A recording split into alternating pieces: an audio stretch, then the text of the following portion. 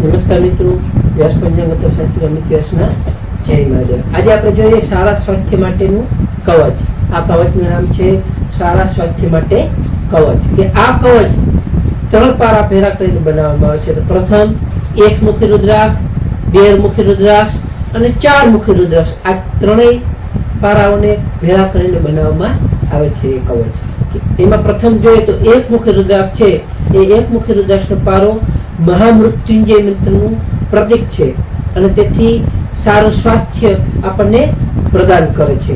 2 મુખી રુદ્રાક્ષ છે કે 2 મુખી રુદ્રાક્ષ પુરુષ અને સ્ત્રી સ્વભાવનું પ્રતિનિધિત્વ કરે છે. આમ તે સારું સ્વાસ્થ્ય અને આપણા શરીરમાં સારી એવી ઉર્જા પ્રદાન કરે છે.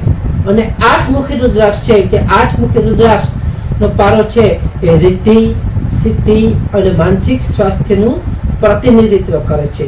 આમ એક સાથે ત્રણેય રુદ્રાક્ષ સારું સ્વાસ્થ્ય અને આપણને માનસિક સારું એવું સ્વાસ્થ્ય પ્રદાન કરે છે.